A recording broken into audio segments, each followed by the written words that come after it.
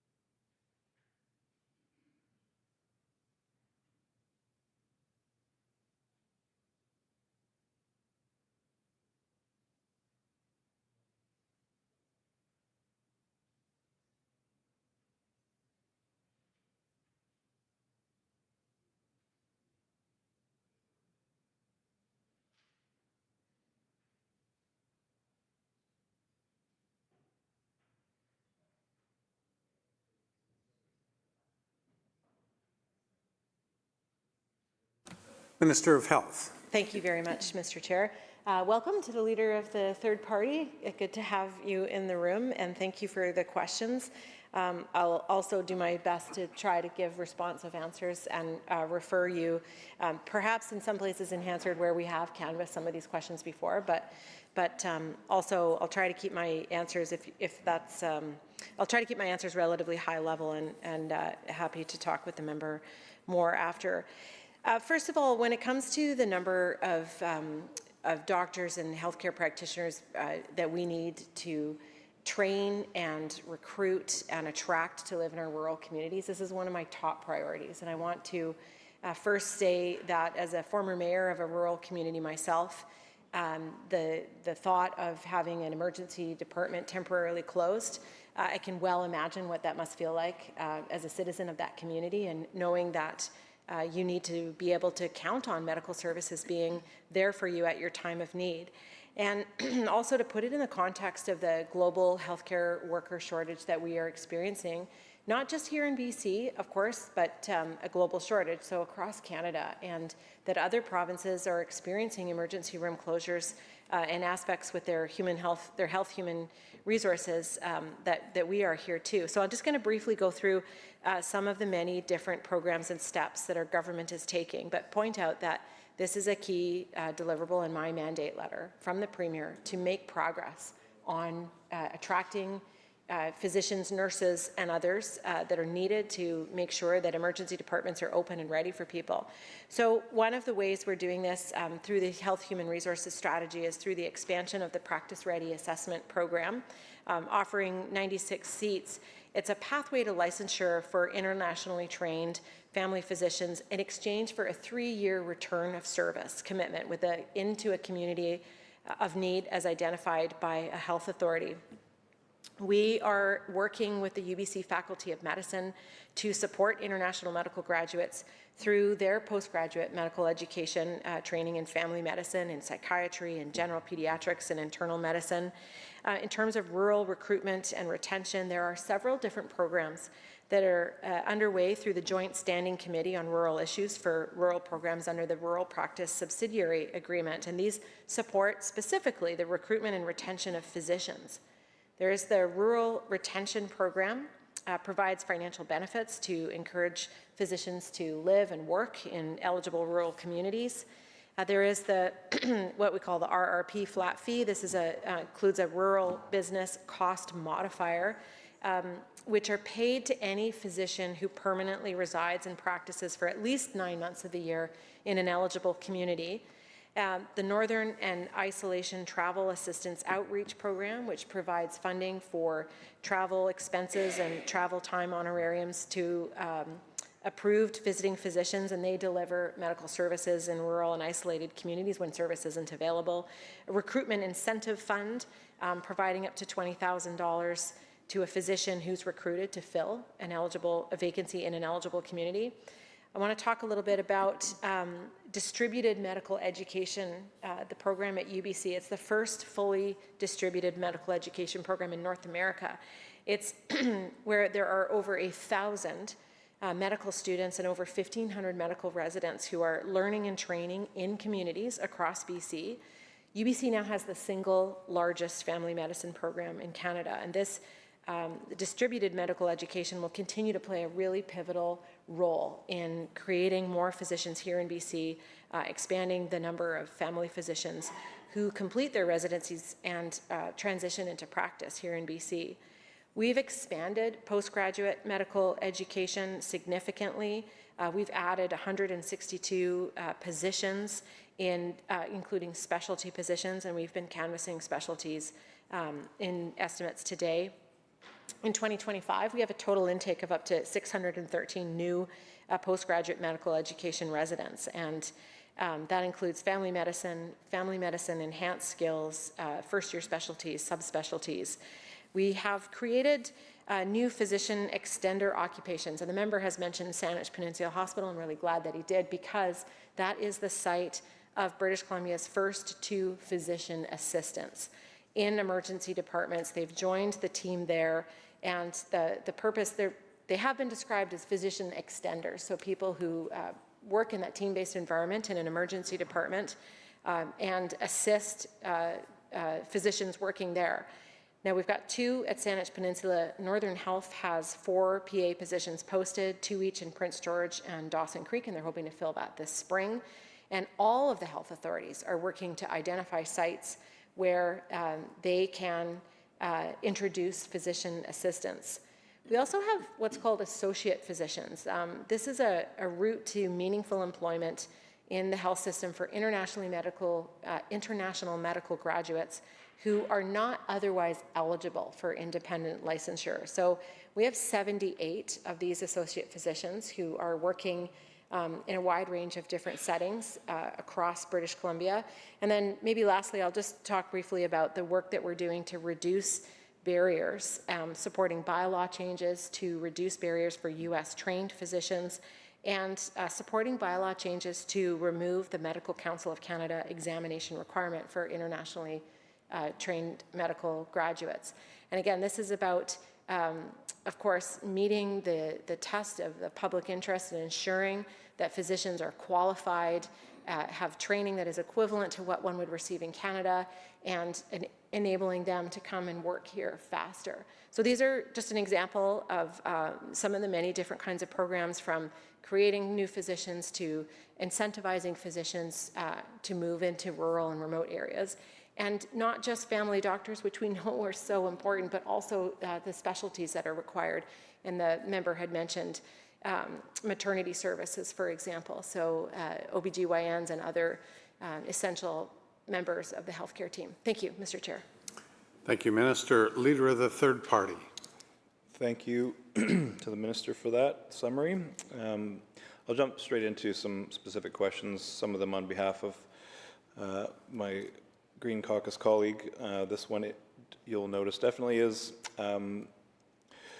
will the ministry cover travel expenses for residents of the Gulf Islands who need to travel off-island for health care? I will just say, personally, I became aware of the travel assistance program when my daughter was back and forth to Children's Hospital from from Gibson's, and so that worked extremely well on the Gibson's on the Langdale to Horseshoe Bay Ferry. I gather there is some wrinkle with the TAP program on the Gulf Islands, so the question is can those travel expenses be covered by the ministry?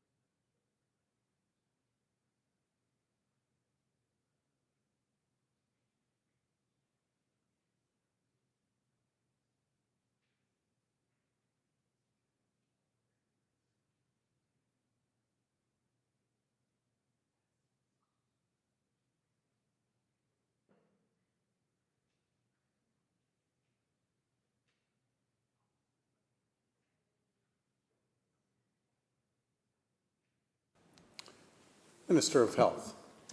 Thank you very much, Mr. Chair. Thank you to the member for the question and for mentioning your own youth and knowledge about the travel assistance program, which is a really important program supporting people primarily traveling on BC ferries from the destinations that BC Ferries serves. And really happy that last December we were able to announce an expansion to the travel assistance program to provide support for communities. I know this is not the Gulf Islands, but for communities like Bamfield, for example, who have ferry-supported routes, but they're not publicly run through BC Ferries. So we talked a little bit about the travel assistance program over the past couple of days, and I had mentioned that this is a program eligible to all communities that are served by BC Ferries, but that does include Gulf Islands. So last year, there were 16,291 medical travel trips for residents of the Gulf Islands that were approved. And in addition to the travel assistance program, I just want to mention for Gulf Island residents that they do have access to the Island Health Connections program for assistance with travel for medical services. It's a health authority run program. It offers subsidized transportation options that help defray the costs. And of course, costs are just one of the barriers that people face coming from small places like the Gulf Islands to travel in for care. This program supports non-emergency physician-referred medical care outside somebody's home community. Through funding from the Ministry of Health, the Health Connections program really helps to meet some of the unique needs that selected communities have in regions. And these funds contract transportation providers, creating a transportation network around the Island Health Authority area, supporting people including multiple different Gulf Islands. They are contractors who provide door-to-door, non-emergency patient transportation services. And I'll also just briefly mention that there are targeted provincial supports, travel supports for people available through the Ministry of Social Development and Poverty Reduction, through the Ministry of Children and Family Development, that some Gulf Island residents may also qualify for. And in addition to all of this, some Island Health residents and some Gulf Island residents might qualify for the First Nations Health Authority Medical Transportation Benefit, and that helps to cover the cost of meals, accommodations, and transportation to assist in travel to medical appointments outside of their homes. Thank you, Mr. Chair. Thank you, Minister. Leader of the third party. Thank you. Another Gulf Islands question. Can the minister provide clarity on the state of a BC ambulance service on Saturna Island? so that residents there have equal access to emergency services when they need them.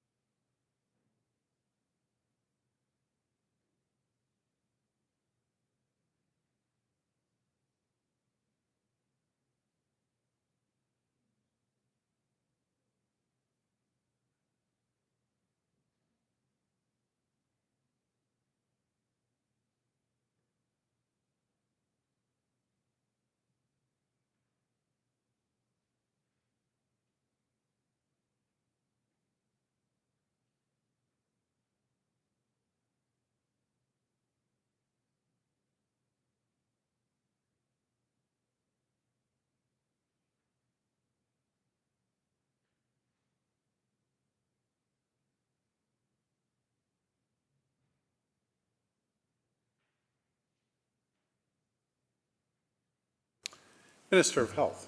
Thank you very much, Mr. Chair.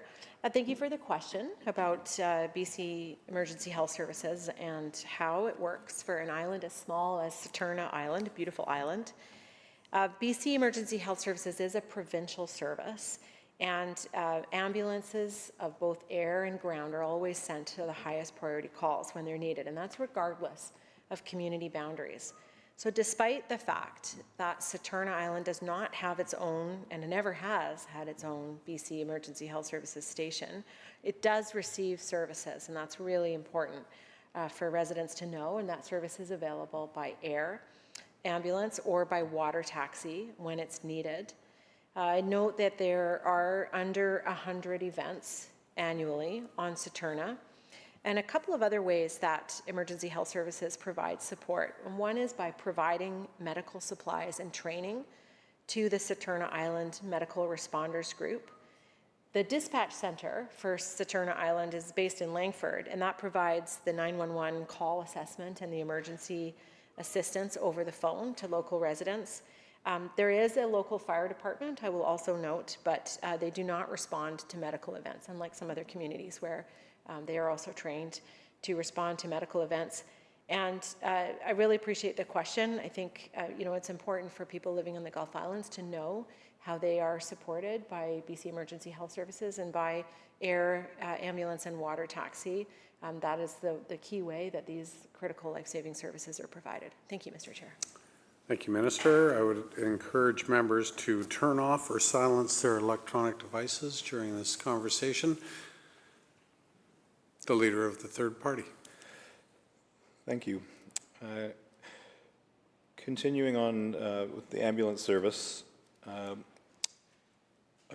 heard about, in my writing, about advanced care paramedics not being able to work to their designation in rural areas, and that these advanced care paramedics are typically only funded for urban areas. And in rural areas, this increases the need for nurse practitioners or other medical professionals to accompany on ambulance transfers, which actually ends up increasing costs. Is the ministry looking at increasing funding for advanced care paramedics in rural areas? My understanding that the $8 an hour differential would be recovered in other ways by eliminating the use for other professionals to be on board some of these ambulance transfers.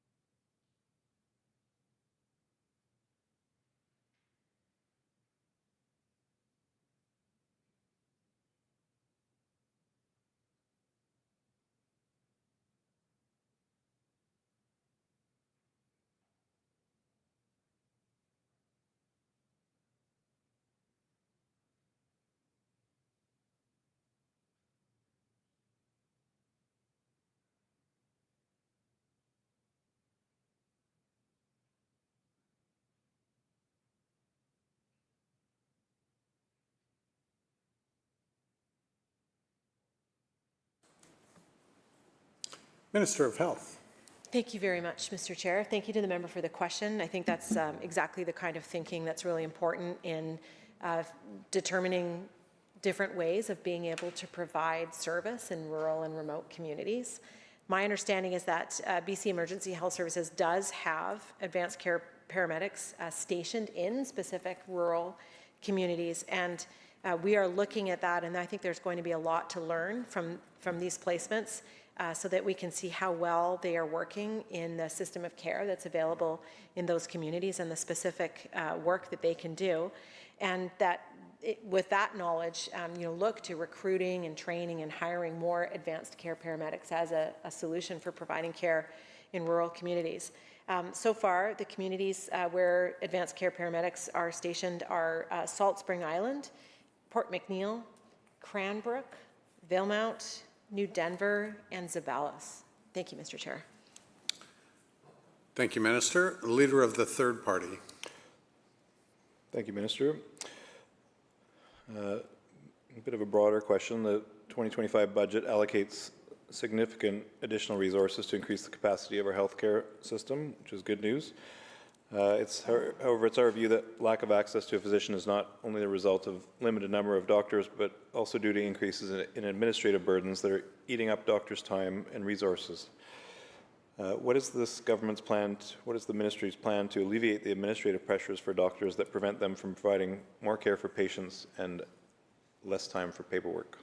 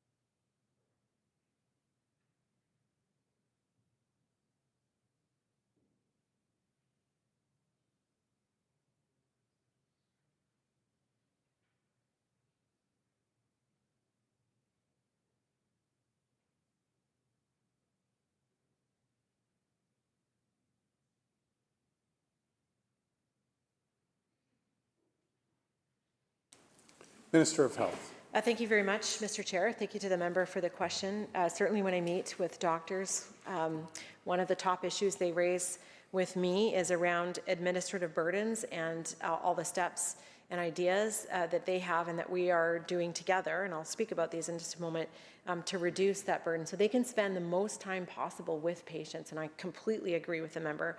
That's one way that we can help maximize and optimize the best use of our healthcare resources by making sure that physicians get to spend, and nurse practitioners, primary care providers are spending the most time possible with their patients. We've actually struck an administrative burdens working group that's committing the Ministry of Health, the health authorities, and doctors of BC together to look at ways to reduce the current physician administrative burden and potentially shift some of that to other appropriately trained staff that'll, again, better enable physicians to focus their time on patients.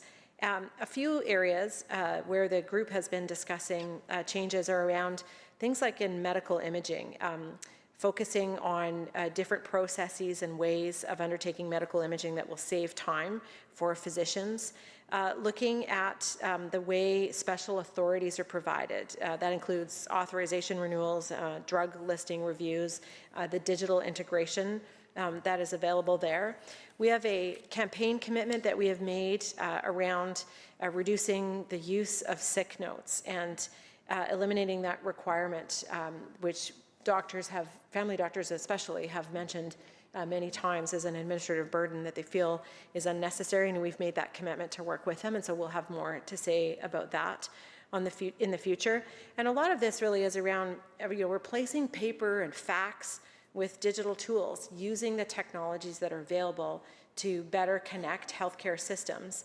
And by digitizing referrals, consults, and orders, it makes it easier for doctors and patients to share information with each other, and it means faster, more efficient, and fairer access to care. So those are some examples of the work that's underway. The last thing that I'll say to address this question is around the longitudinal family physician payment model, and recognizing through that model the time that doctors needed to be compensated for paperwork that they are undertaking. And we can report that family physicians on the LFP payment model on average are spending 76% of their time on direct patient care now, 23% of their time on indirect patient care, and 1% of their time on administration. And I think that's an important sign of the progress that's being made, and our continued commitment to use the technologies that are available, eliminating sick notes, and taking more steps to digitize processes and make for faster, fairer care. Thank you, Mr. Chair. Thank you, Minister. The Leader of the Third Party. Thank you. I have a couple of questions specific to the Sea to Sky, the area that I represent.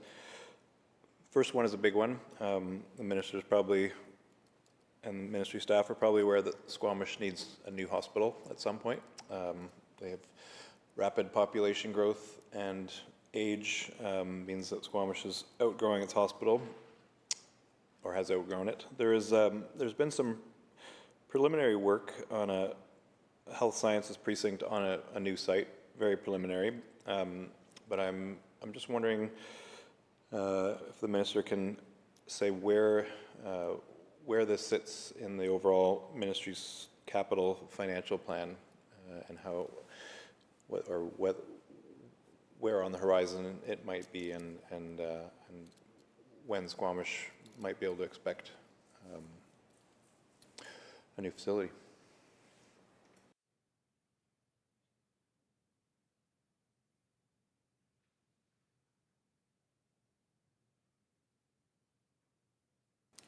Minister. Thank you very much, Mr. Chair.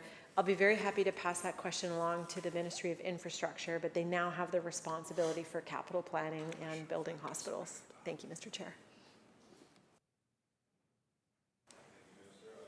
Thank you, Minister. The Leader of the Third Party. Thank you for confirming that. I noticed the capital expenditure in the Ministry of Health was $30,000, so it's probably not enough. But I will redirect to the Ministry of Infrastructure. Thank you. In the Pemberton Valley, Sea to Sky Community Services partnering with Vancouver Coastal Health, Foundry, and the Lillooet Nation to address the crisis in youth and Indigenous mental health in the Pemberton area. Based on their effective and cost-efficient Foundry partnership in Squamish, the service would be co-located in a 63-unit affordable housing and community services development due to open in September 2026. The greatest challenge at a critical time for the project seems to be some internal decision-making from the ministry, and I'll just, if you bear with me for a second, I'll just get a bit more detail.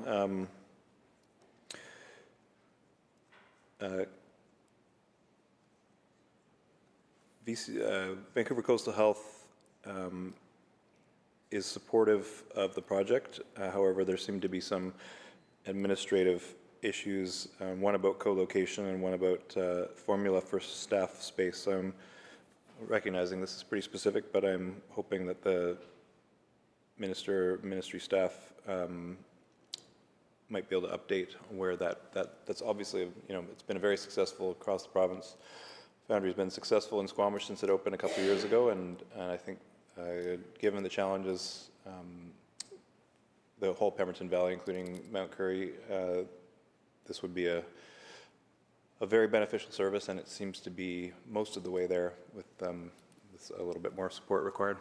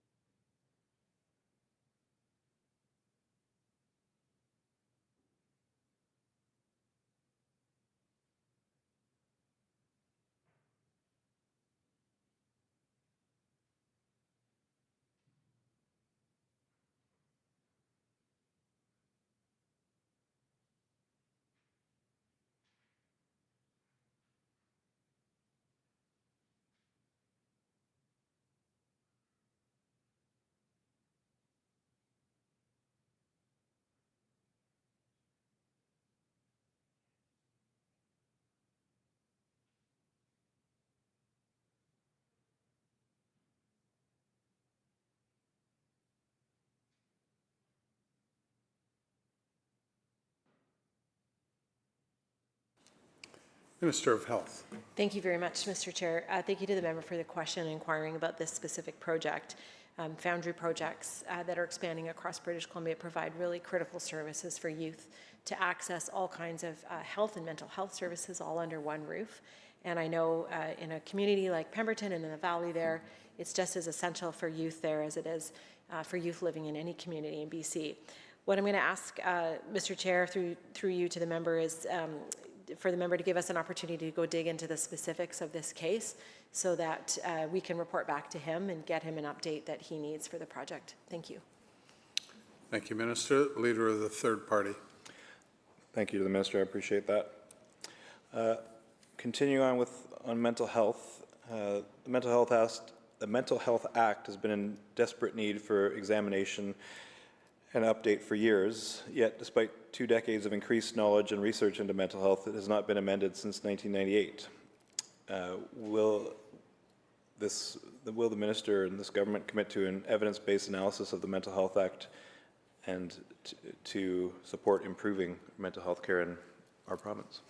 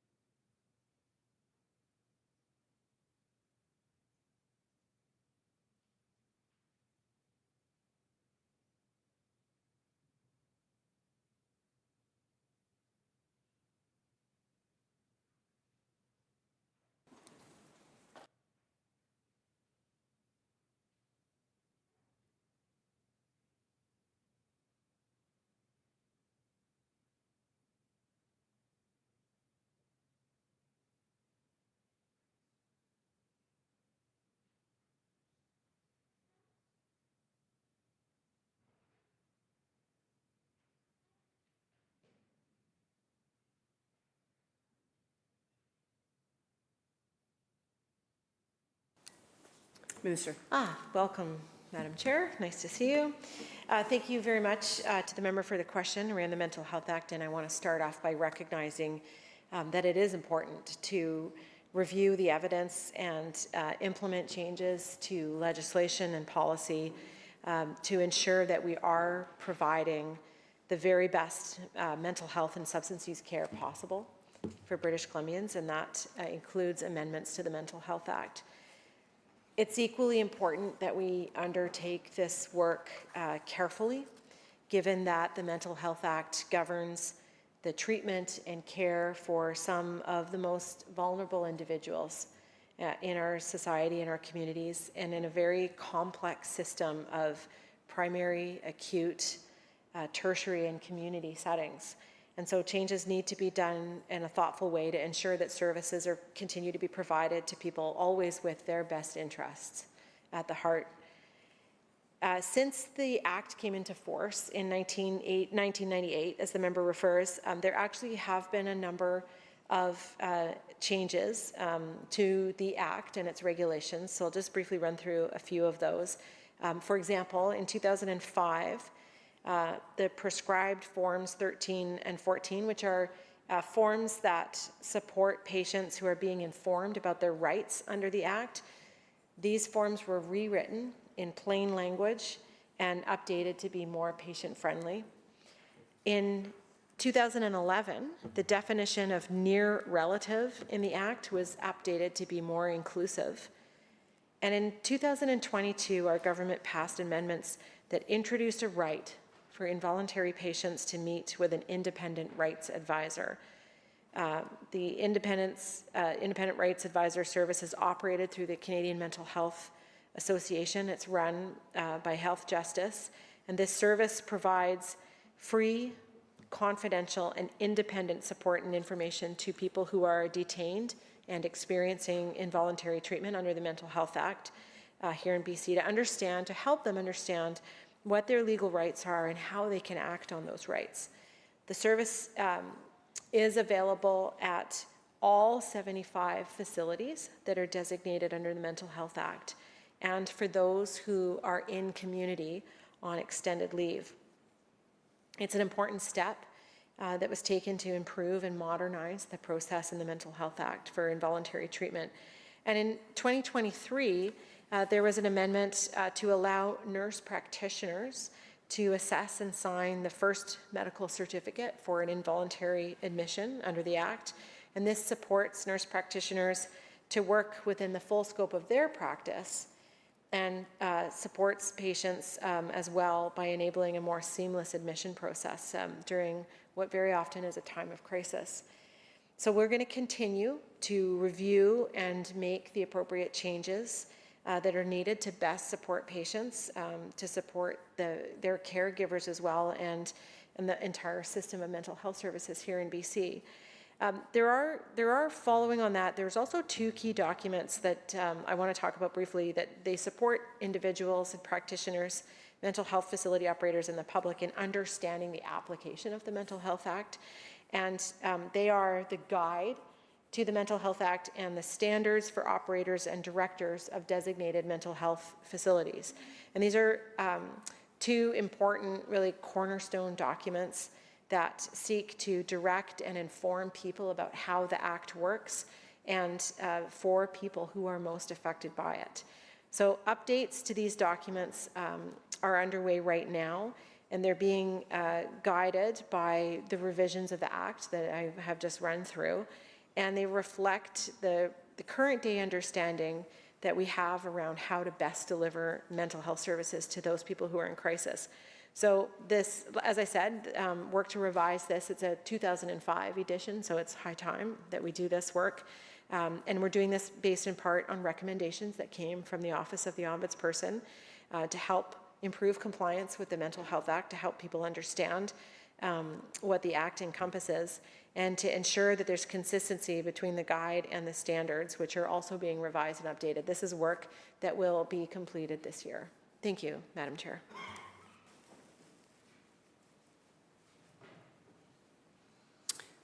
Leader of the third party. Thank you, Madam Chair. On a similar note, access to mental health care is out of reach for countless people in BC. Evidence shows that preventative care and access to mental health resources improves outcomes for those struggling with mental health-related illness. Despite our work under the Cooperation and Responsible Governance Code to bring psychologists into the system, most mental health resources are not covered under MSP, blocking people from accessing life-saving counseling and psychiatric care they need. When will the ministry commit to a comprehensive approach to mental health that provide people with MSP coverage for mental health services to prevent the worsening impacts of mental health disorders?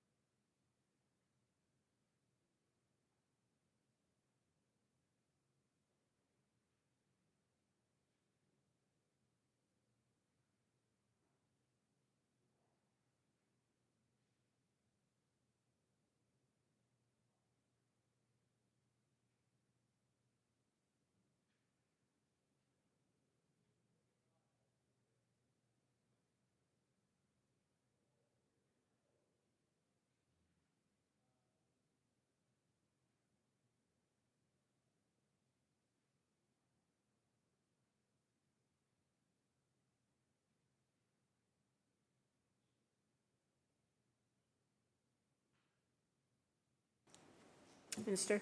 Thank you very much, Madam Chair. Thank you to the member for the question, and welcome to his colleague who's joined him as well. I really appreciate an opportunity to talk about mental health care because I think now more than ever, particularly with the pandemic, we have seen the growing impacts of mental health issues amongst children and youth into adults as well.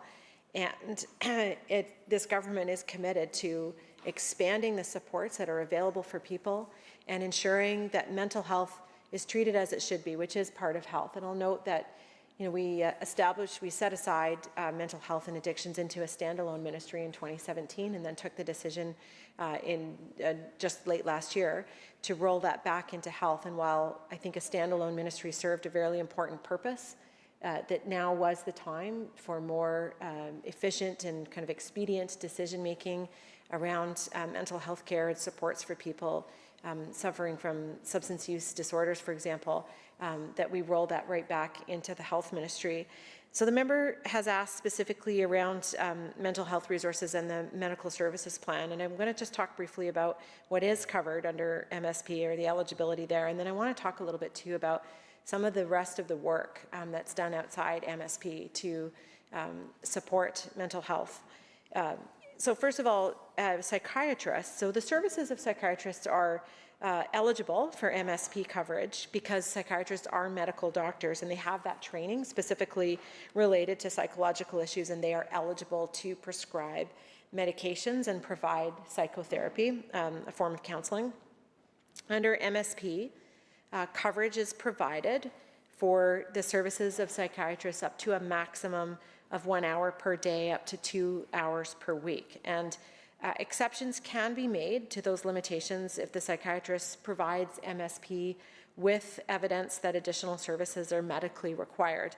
And for an appointment to a psychiatrist, you do need to be referred by your family physician. And I acknowledge that there are a number of people in British Columbia, of course, that are not attached to family physicians, and this presents a barrier. And we've canvassed extensively during estimates around the work being done to attach more and more people to primary care providers.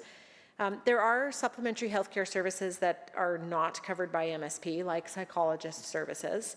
And I just want to be clear that lack of MSP coverage for those services is not a comment on the value of those services, but it really reflects some of the limits of available public funding. And that there are, for some people who have extended healthcare plans or employee assistance programs, for example, they are able to access the services of a psychologist. They may have the coverage of those services. As well, low-cost counseling may be available. I'm going to speak a little bit more about this in a moment, in the community, at clinics, at universities, at colleges, and there is a lot of information that is provided through the BC Psychological Association.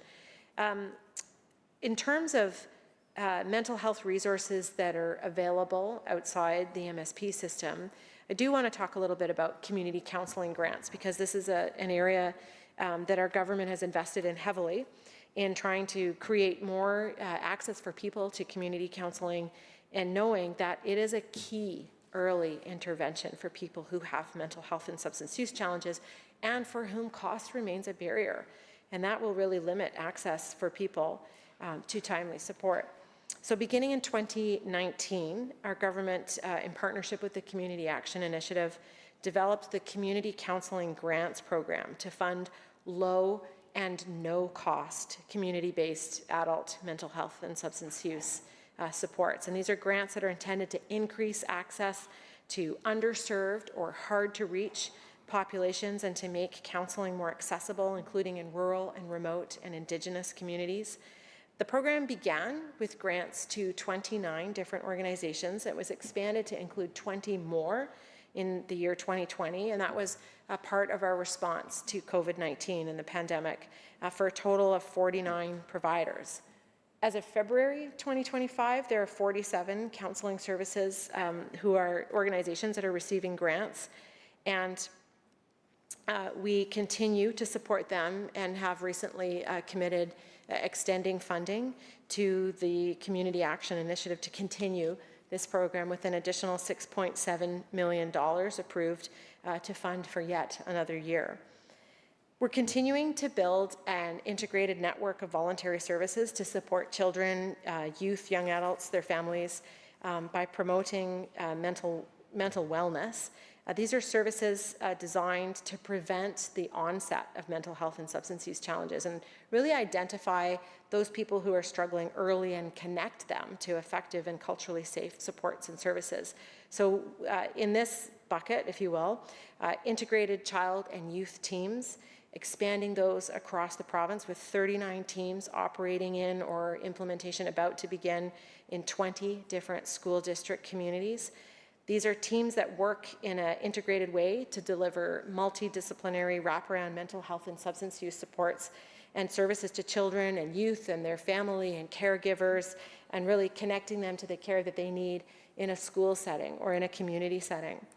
They include school-based counselors, youth concurrent disorder clinicians, peer support workers, family support workers, Indigenous roles to provide that culturally safe service that's so important, and further services that are available through the Ministry of Children and Family Development. So these teams, the first phase of these teams, are serving an average of almost 1,500 children and youth every single month, which is just fantastic to hear. Of course, the expansion of the Foundry Network continues to be a priority of this government, a network of integrated youth health and wellness centers and virtual supports. There are 17 of these foundries that are established. There are 18 more in development to bring the total to 35 once the whole province-wide network is complete. And this really is a one-stop shop for youth, providing primary care, mental health services, substance use supports, peer family support, and social services specifically targeted for people aged 12 to 24 and their families. Pre-Venture, it's a province-wide program that includes licensing, training, and implementation costs for school districts. Preventure is delivered by the Foundry Central Office to interested school districts, and it's a prevention program for youth aged 12 to 18 that uses personality-focused interventions to promote mental health and reduce the risk of substance use. They use school-based workshops that are designed to help students learn useful coping skills, set long-term goals, channel their personality traits towards achieving them so that they can thrive in all aspects of their lives. There's an early psychosis intervention program. These are services that we have expanded through budget 2021 and 2023 by approximately 100 new full-time professionals, increasing the number of staff involved in these specialized services, which provide early identification and treatment for psychosis. And that really aims to improve the outcomes and minimize the impact of the condition on a person's life. And these teams include a variety of different professionals like psychiatrists, community clinicians, therapists, other specialists to provide the comprehensive care that's required. The programs are very recovery focused. They aim to help individuals really achieve and succeed with their goals at work and school and within their social network. So I hope this provides a bit more, an answer about MSP and the services that are provided with psychiatrists, but also kind of an extensive look at a lot of the other mental health supports that are out there available for people and for youth. And finally, the member reflects on the agreement that we've made together as two political parties to work on the integration of psychologists into primary care teams. I'm excited by this work, enjoying the work that we're doing together and the meetings that we've been having and discussing this, and I really look forward to making progress on this together. Thank you, Madam Chair. Member? Thank you, Madam Chair, and thanks to the Minister for outlining. It does make me optimistic, the amount of prevention and intervention, especially with youth, that is going on. However, it's always a however, it's our understanding the province is struggling at the limits of public funding to find enough resources to support voluntary treatment beds for those who are already suffering from substance use disorders. Research has proven the impacts of involuntary treatment can be detrimental to the health and recovery of those suffering. Will the government and will the minister commit using an evidence-based approach to prevent involuntary treatment for those suffering from substance use disorders?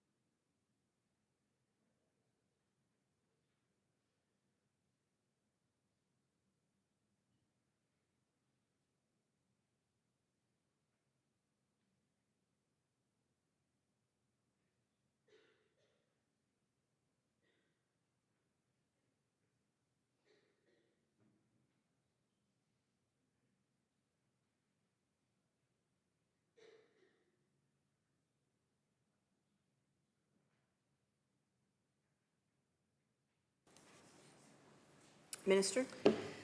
Thank you very much, Madam Chair. Thank you to the member for the question. And in opening on this, I want to say I really appreciated the discussion I had with the member from Skeena, who we had a lot of discussion around supports for mental health and substance use, and talking about the voluntary system of care that our government is so focused on, and building out a seamless system of care for people, through programs like Road to Recovery, where people can access same-day assessments, medical assessments, and be connected with the right level of support for what they need at that time. And recognizing that continuing to build out the system of care with voluntary treatment and recovery beds is a key priority for this government. And I won't go into all of the investments there, because I know the question specifically is around involuntary care. And I just want to be clear, though, that the system of voluntary care is absolutely of the highest priority. Well, the toxic drug crisis is something we know all too well. It's devastating families and communities and people. I think every single person in this House has been touched, and I think every British Columbian, for the most part, has been touched by this terrible crisis. And we need to continue to do everything we can to address it. We know that there are some individuals who have very complex mental health and addictions issues. They may have acquired brain injuries as the result of repeated overdoses, and they are not able to make good decisions about their care. These people who are living with these concurrent disorders may benefit from involuntary treatment in a way to help get them on a path to treatment and recovery. I want to be very clear, though, that a person who is suffering from a substance use disorder as their only diagnosis is not a person who is eligible to be admitted involuntarily under the Mental Health Act. And I appreciate that there's a lot of information out there, but I think that's a really important clarification to make, that there are 4 criteria for admission under the Act, and all 4 of these criteria have to be met. So in the plainest language, the person is experiencing a serious mental health issue that makes it hard for them to deal with situations or people around them in a safe way, that a person needs treatment in or through a facility, the person needs care, supervision, and control to stop their mental or physical health from getting worse, or to keep themselves safe or others safe, and they will not get the treatment they need if they were a voluntary patient. So as the member knows, Madam Chair, this government is being advised by Dr. Daniel Vigo. He is the Chief Scientific Advisor for Psychiatry, Toxic Drugs, and Concurrent Disorders. And he recently released a clinical guidance document to support practitioners in determining when a person who has concurrent mental health and substance use challenges, to help clarify for practitioners when it's acceptable to treat a patient when their substance use disorder may be exacerbating a mental health disorder. This is guidance that will help ensure that providers have the right information that they need to make the right clinical decisions for patients who are in crisis.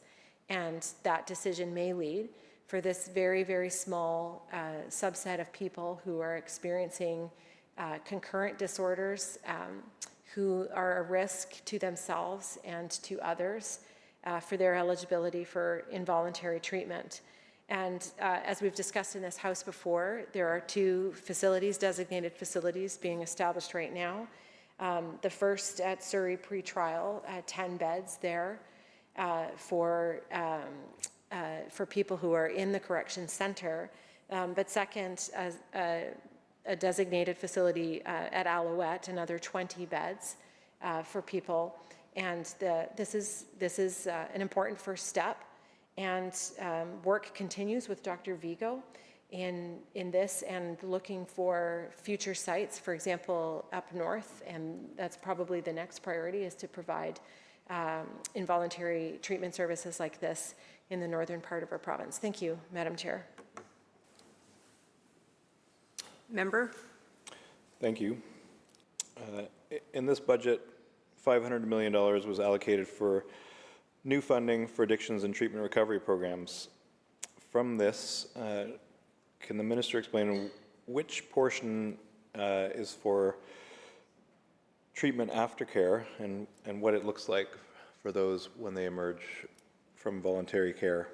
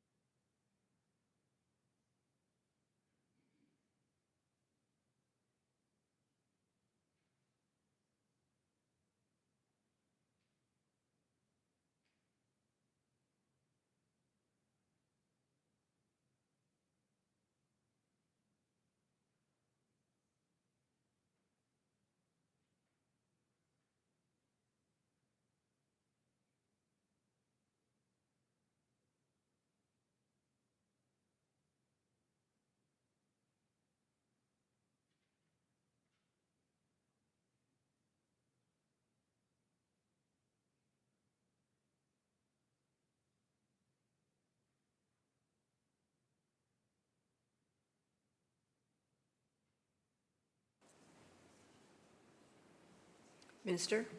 Thank you very much, Madam Chair. Thank you to the member for the question. This probably has been extensively canvassed in the dialogue that I had with a member from Skeena, so I will just do a really light touch, and then, if you don't mind, Chair, through you to the member to touch on Hansard.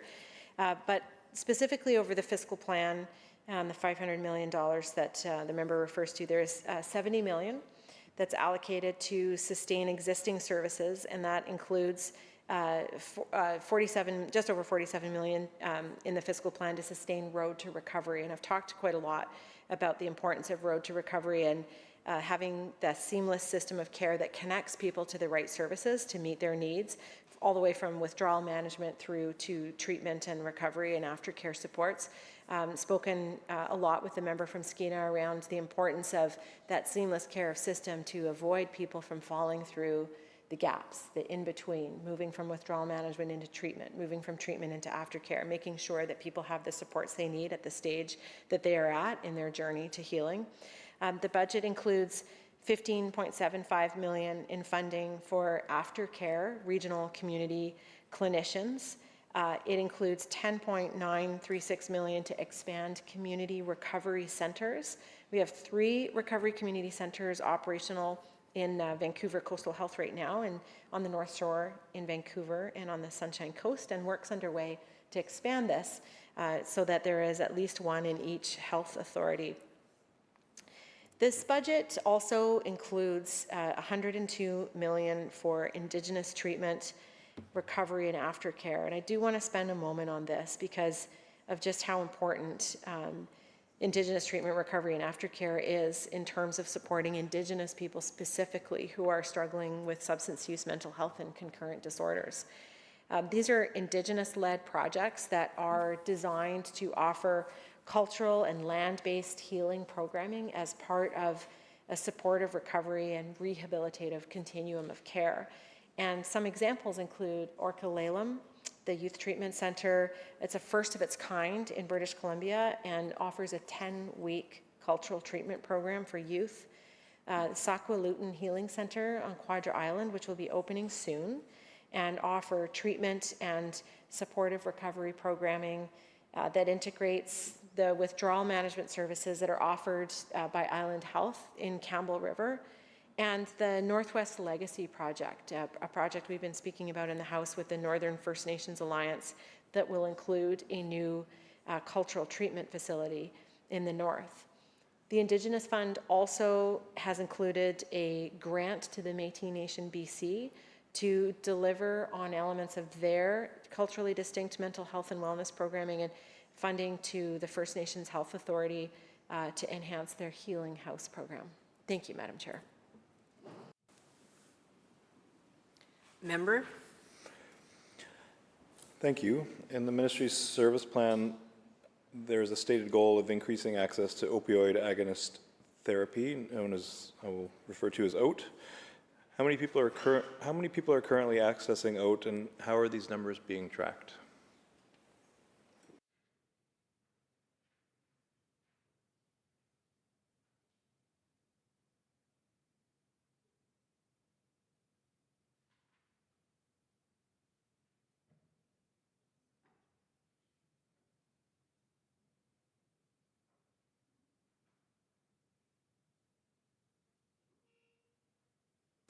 Minister? Thank you, Madam Chair. In December 2024, 23,414 clients received OAT prescribed by 2,029 OAT providers across BC. Thank you. Member? Thank you. How many people would the minister like to see receiving OAT in the next year, and what are the targets for the next 4 years?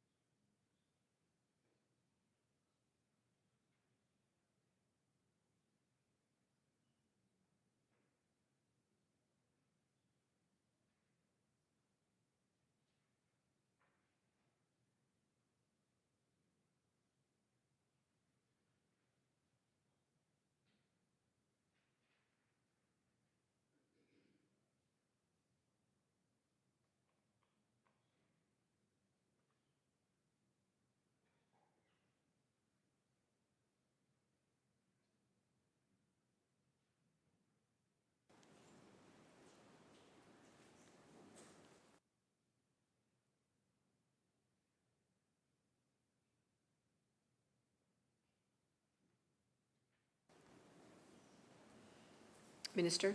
Thank you very much, Madam Chair. Thank you to the member for the question. So two things. I'm just going to talk a little bit about the member's question around, what are the goals with respect to the number of people who are being prescribed OAT. But I also want to talk just briefly too about the difference between being prescribed OAT and staying on OAT, and so OAT retention rates. First of all, I think it probably goes without saying that we want to ensure that any person who needs and wants access to opioid agonist therapy has that access and is able to be provided with it. And we have undertaken a number of efforts to expand access to OAT. In fact, we're the first jurisdiction in Canada to enable registered nurses and registered psychiatric nurses to diagnose opioid use disorder and to prescribe life-saving opioid agonist treatment. This is a transition into a permanent certified practice. We worked with the College of Nurses and Midwives on this, and part of that sustained commitment to expanding access to OAT in BC. We also launched the opioid treatment access line, and that allows people anywhere in the province to be able to call and get same-day care and a prescription for OAT medications. And this is particularly important for people who are living in remote and rural areas. It's important for people who may be living with the fear of stigma and need to reach out, and having a confidential conversation on the telephone is the best way for them to do this. And this work really aligns with our bigger provincial goals around increasing the available workforce for substance use care, connecting people with sources of care, and increasing that initiation and retention in treatment. And ultimately, of course, it is about separating people from a toxic drug supply. So I read the number of people who are currently, or as of December 2024, currently prescribed OAT, and of course we're going to continue to ensure that anybody who wants access has access. But it's also important to monitor OAT retention rates and the ability of a person to stay on OAT. And despite the benefits of OAT for people who use opioids, we have seen that retention rates have decreased over time. In 23-24, the percentage of people on OAT who have been retained for 12 months was 44.4%, and that's a slight decrease from the year before, where it was 44.9%. Now, the barriers to OAT access and retention are very multifactorial. They are interrelated, and they really span across the health system. So there are barriers to treatment access. People have mobility challenges. They may encounter lack of prescribers or pharmacies nearby. Medication availability can be a factor. A fragmented system of care, and we've canvassed this extensively during estimates around, again, the need to build a seamless continuum of care for people so they are not dropped through the gaps. Stigma and aspects of OAT provision that really limit people's ability or willingness to continue engaging in treatment. These are all factors that can impact retention. The service plan, the ministry's service plan, does set goals for OAT retention, and they are outlined. 44% for 24-25 is for 25-26, 45%, and growing in years beyond that. So I really appreciate the question from the member, and thank you, Chair. Recognizing the leader of the third party. House Leader of the third party. Thank you, Madam Chair. In the southern Gulf Islands, there's a lot of work being done right now to improve access to primary care. And in rural areas generally, there's a need for flexibility because there's such unique circumstances in remote areas or rural areas of the province. In the southern Gulf Islands, when doctors are, say, on Saturna Island or on Pender Island, and they're needed on another island, The current policy is that they're required to take the least cost form of transportation. And the impact of that is that they take BC ferries, which is great for BC ferries, gets, ridership up. But it also means that you could spend half a day getting from between islands that are actually very close together. And so the question is, through the chair, would there be consideration given to adopting a more flexible approach, which would involve water taxis as a way of ensuring the doctor can spend more time serving and helping residents of the islands with their primary healthcare needs, as opposed to playing Wordle on the BC ferries?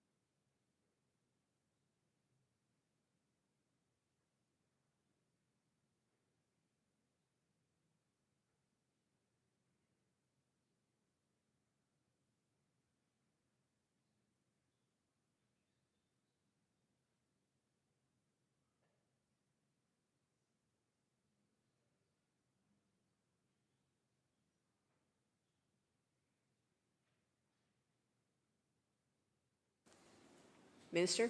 Thank you very much, Madam Chair. Well, as much as many of us like to play Wordle in our spare time, I know we want to make sure that doctors are spending the most time possible with their patients. I really appreciate the question. I'm not aware of anything in the physician compensation framework that requires a least cost form of transportation to be used. So it may be, Madam Chair, a health authority policy. I'm going to suggest through you to the member that we follow up to look specifically into this case and get an answer for the member. Thank you. Leader of the third party. Thank you, Madam Chair. Back to our regular programming after that cameo. Many communities don't have access to life-saving services like supervised consumption sites or overdose prevention sites.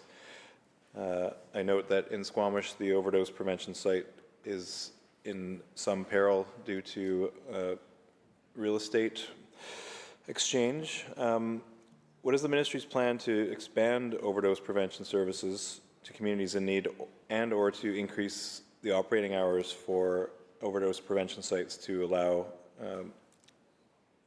more supervised drug use outside of the current limited hours available?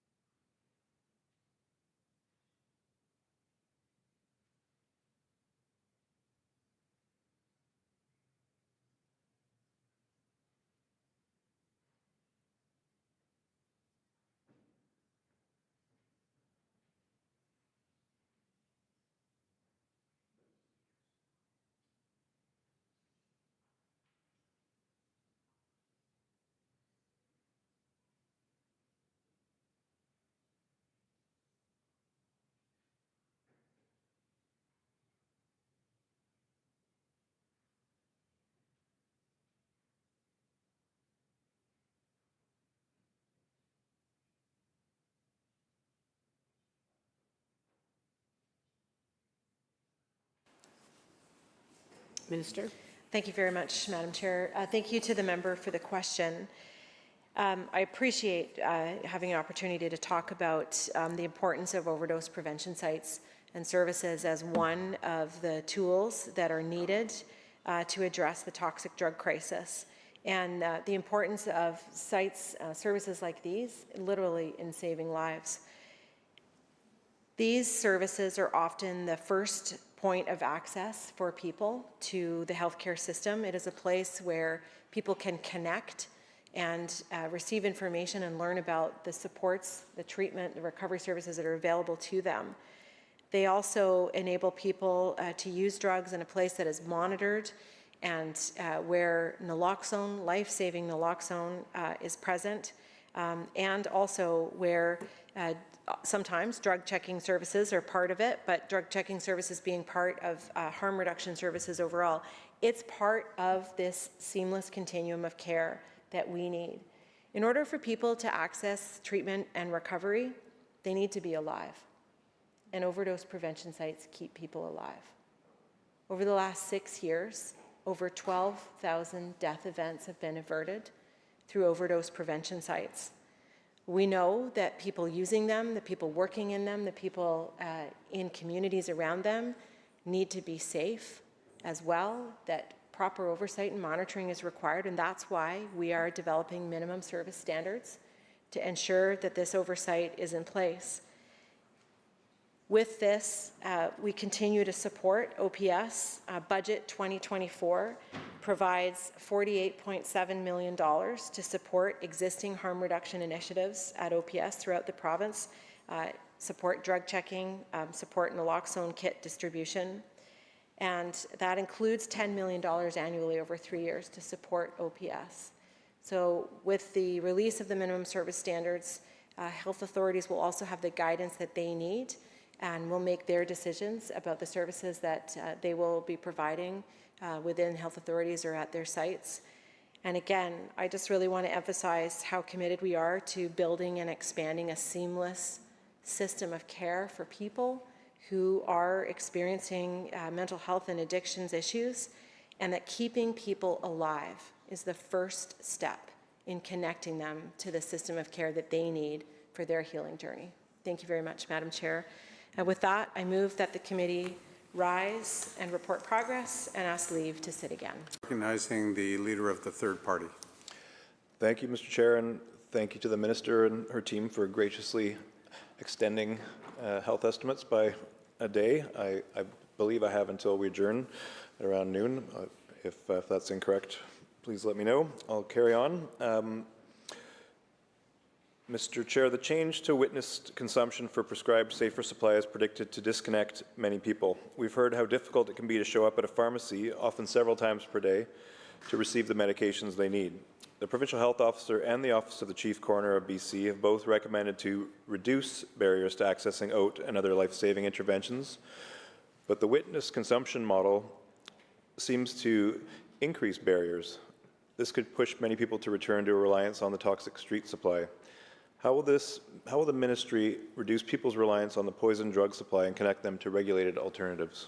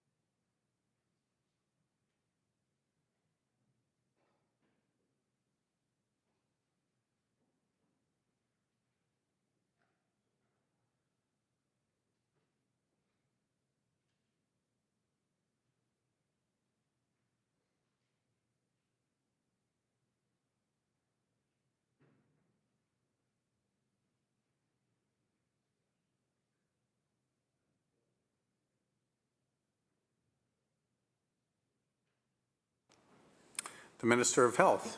Thank you very much, Mr. Chair. Thank you to the member for the question. And I'll start off by stating that the Prescribed Alternatives Program is an important part of an important tool in tackling the impacts of the toxic drug crisis that we are facing.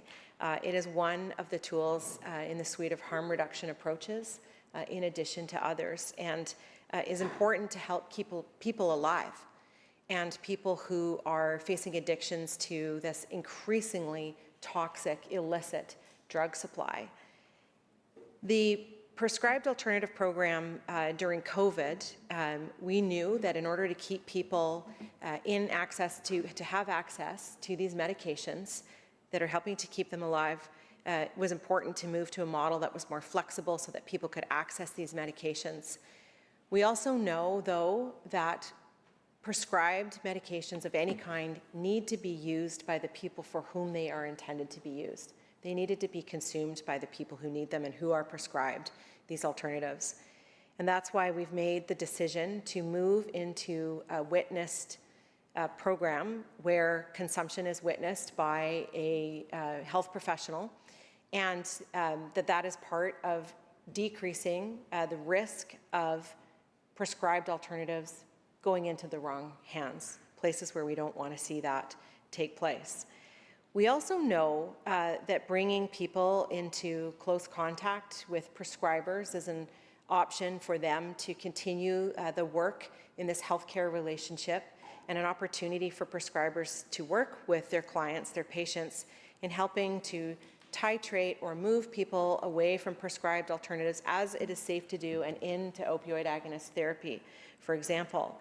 The most commonly used prescribed alternative medication is hydromorphone, and we know that this is not meeting the needs of all people, and that we need collectively as a healthcare community to be looking at better ways to serve people. Again, as the toxic drug supply changes, as street fentanyl becomes more and more dangerous, we need to be able to adapt and change.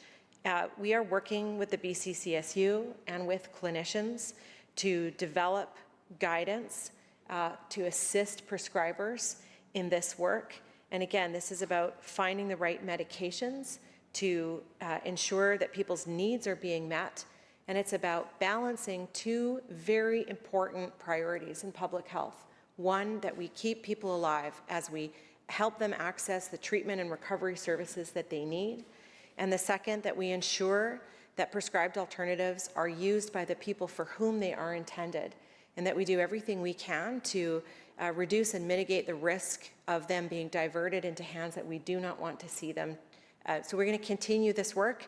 The witnessed consumption currently applies to all new clients. While we do this important work with the BCCSU and clinicians to develop this guidance and move people who are currently using prescribed alternatives into a witnessed consumption model. Thank you very much, Mr. Chair. Thank you, Minister. The Leader of the Third Party. Thank you to the Minister for that answer. Will the Minister work towards evaluating an expanded scope of prescribed alternatives? What work has been done to evaluate the options listed in the Provincial Health Officer's 2024 report, Alternatives to Unregulated Drugs, Another Step in Saving Lives?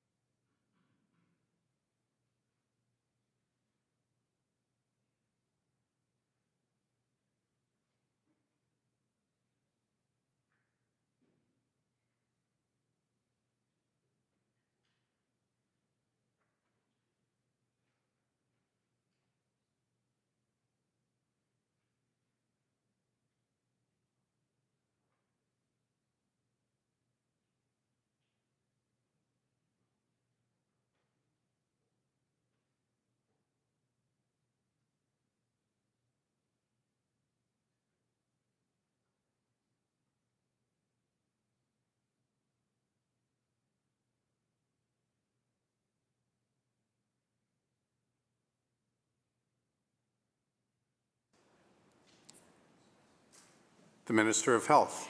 Thank you very much, Mr. Chair, and thank you again to the member for the question. And in referencing the report that the Public Health Officer and her office, Dr. Henry, provided, and I want to first acknowledge the importance of that and that government continues to review that and consider the recommendations and has already implemented some of the recommendations from that report, including even just the language that we use. And so describing and calling this program as it should be as prescribed alternatives rather than the former name of safer supply, to truly indicate that this is about a clinical and appropriate response, medical response to a health issue, and that prescribed alternatives are truly medications, and as I described in my previous answer, that help keep people alive while they can work with their healthcare providers and clinicians to change into other forms of therapy like opioid agonist therapy, and most importantly as well, maintain those human relationships so that they can be connected to treatment and recovery services that are so important. There are a variety of medications already available in the prescribed alternatives program, and this is a very new area of clinical work, and we have to continue to do everything that we can to support clinicians and prescribers, and part of that is collecting and understanding and analyzing the clinical evidence that is out there that will help inform the policy decisions that we are making. And to that end, working again with the BCCSU and clinicians in developing ongoing and updated clinical guidelines, but also the importance of the work of independent evaluations.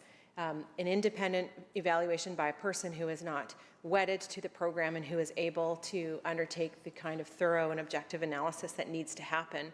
And it is done across the range of approaches to treating people with different diseases, for example.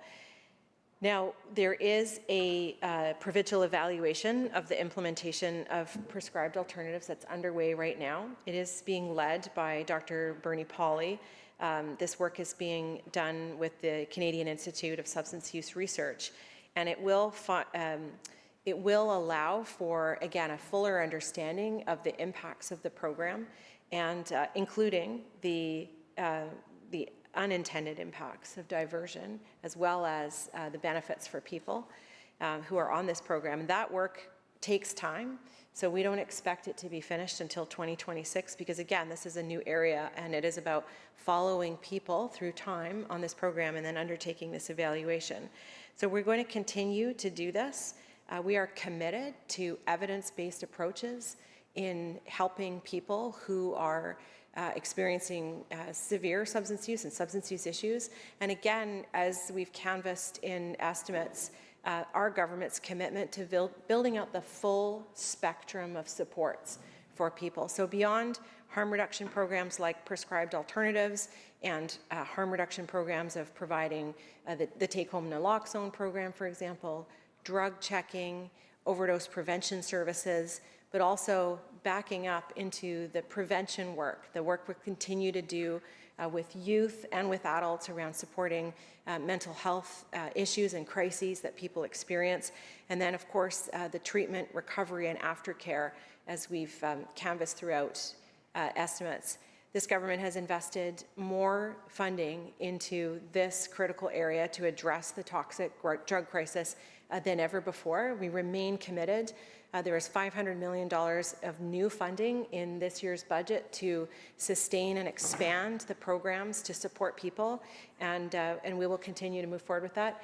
I also would love to offer the BC Greens a detailed briefing around the prescribed alternatives program, and really pleased to offer that and ensure that you stay up to date with the developments as they occur. And I really appreciate your compassion and your sincere interest in this and your support for people who, through you, Chair, I really appreciate their support. Thank you. Thank you, Minister. The Leader of the Third Party. Thank you, Mr. Chair. A couple of questions about vaccines. Can the Minister tell us how much funding is allocated towards vaccines for shingles, RSV, and whooping cough in this budget?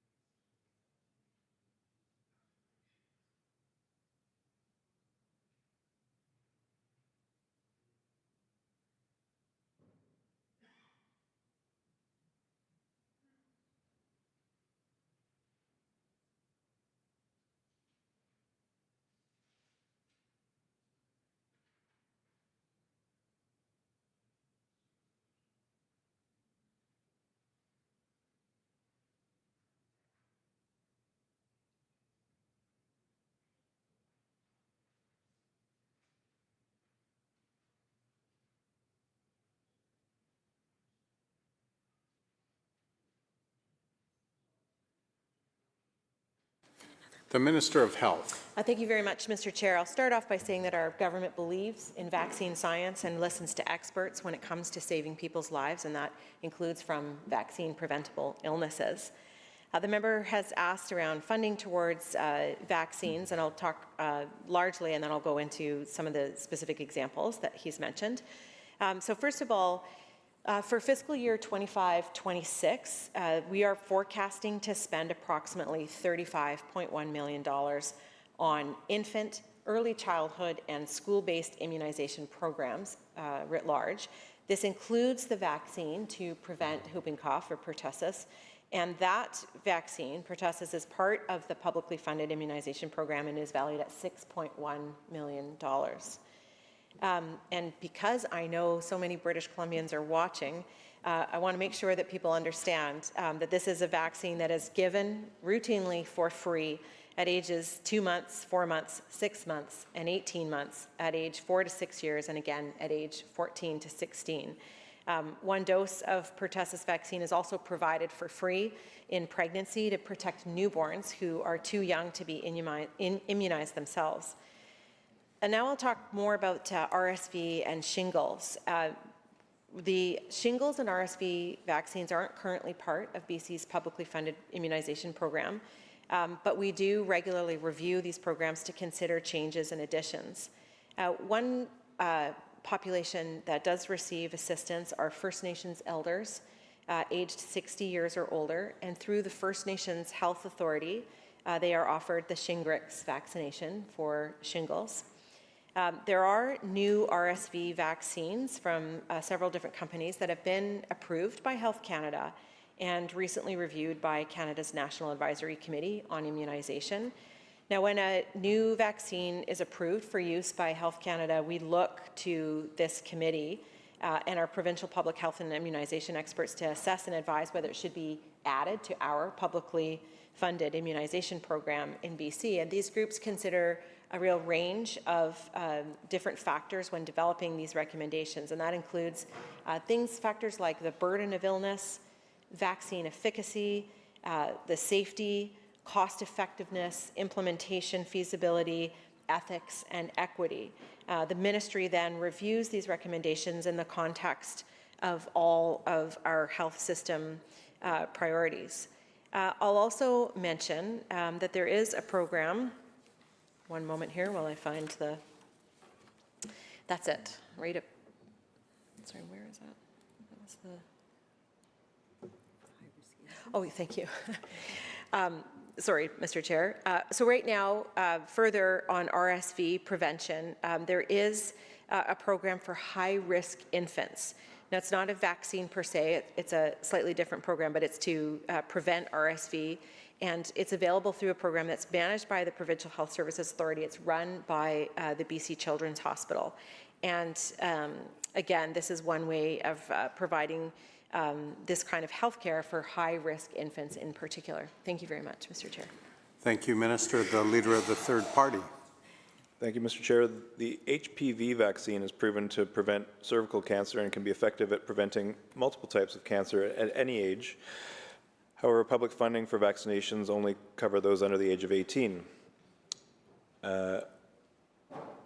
Why are those who are unable to receive the vaccine in school not allowed access to free HPV vaccination after the age of 18?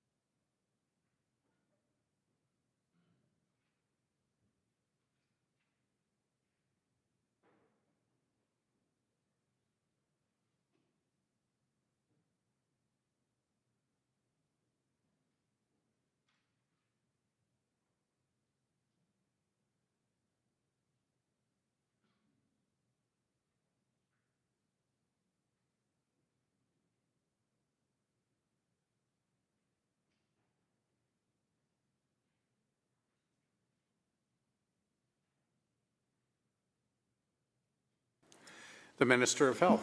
Thank you very much, Mr. Chair, and thank you again to the member for the question, specifically around HPV vaccination. And I'll start off by saying that BC truly is a world leader in preventing cervical cancer, and by continuing the efforts that we are making in increasing opportunities for human papillomavirus or HPV vaccinations, and this is part of our 10-year cancer action plan. The most effective way to help prevent cervical cancer is by being vaccinated against HPV, and the vaccine is offered for free, and as the member indicated, in schools. It's offered for free starting with any students in grade 6 through school-based immunization clinics. But in addition, it is also offered in schools to students in grade 7, 8, and 9 who might have missed their grade 6 immunization, and it provides an additional opportunity for youth to be vaccinated. Now, in fall 2023, a year and a half ago, to further broaden protection from HPV and the cancers that it can cause, we further expanded the eligibility to include males born in 2005.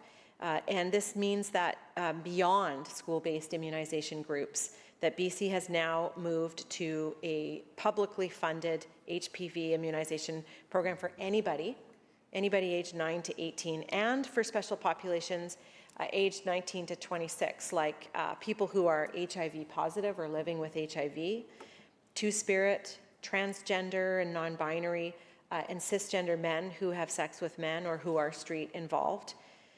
It is important always that we review the program itself, and so we are currently reviewing changes to the publicly funded HPV vaccine schedule and the eligibility for people. And again, this is in alignment with recommendations that come forward from Canada's National Advisory Committee on Immunization and with our own provincial immunization and public health experts. So we're going to continue to review international and national recommendations as they relate to HPV vaccine use and eligibility, and we want to make sure again that BC is staying current with evidence-informed best practices.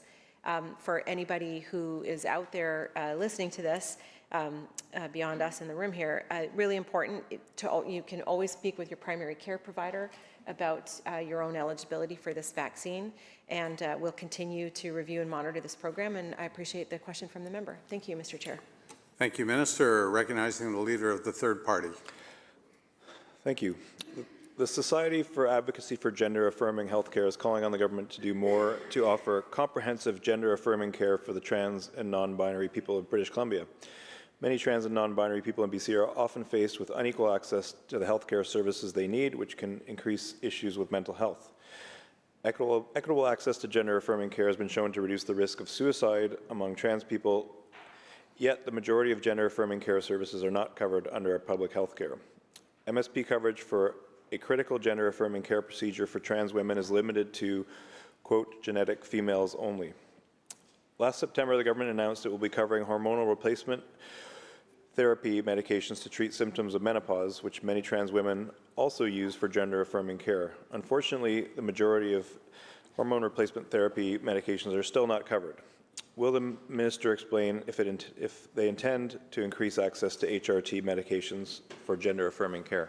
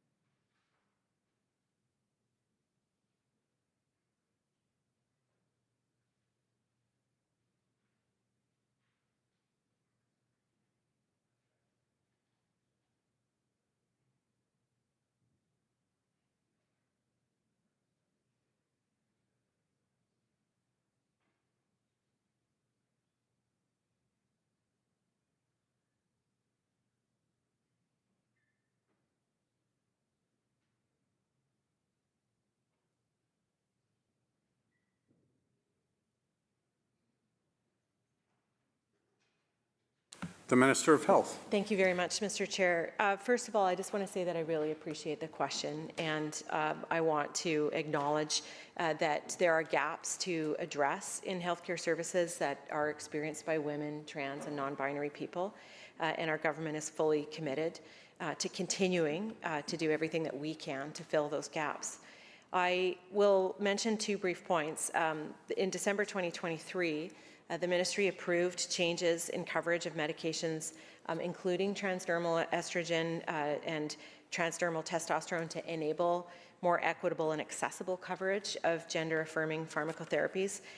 Also, we are actively working to address calls to action to directly address these gaps, as I'm speaking about, on gender-affirming care for children and youth, and that call to action has come from the representative of children and youth in their report in June 2023. Noting the time, what I would do is offer a briefing on this subject and the opportunity to meet with ministry staff for the members opposite and discuss this in further. Really appreciate the question. Thank you. Thank you, Minister. Leader of the third party. Thank you, Mr. Chair. May I have permission to ask one more question and then ask for a written response, given that I understand we're short on time. I had one last question. Please do. Okay. Here in BC, we have a company based in Port Coquitlam, Vitacor, that is making world-class N95 and N99 respirators. This company is also leading with technology and capacity to recycle personal protective equipment, making it possible to significantly reduce hospital and healthcare waste. Currently, Vitacor is collecting PPE for recycling from some hospitals in BC, diverting a significant amount of waste from landfills and creating the basic materials for recycled products. Can the Minister provide an update on the timeline for the expansion of the Vitacor PPE recycling program in hospitals in BC? And with that, I will thank the Minister and the House. Minister of Health. Thank you very much, Mr. Chair. Yes, accept the question. We'll take it on notice and provide a response to the member. And I know that we're coming to the close. I just want to take a brief moment to express my gratitude to all the members who asked questions throughout the last 26 or 27 hours of estimates of the Ministry of Health. But in particular, I want to thank the staff who have supported me, many different members of the public service who are professional, dedicated people who are so committed to increasing and strengthening BC's healthcare system and serving the people of British Columbia. That includes the public servants behind me and in the Maple Room behind this room, and my staff from the Minister's office who've joined us in the gallery today. So I want to express my deep appreciation for everybody for a successful round of estimates. Thank you very much, Mr. Chair.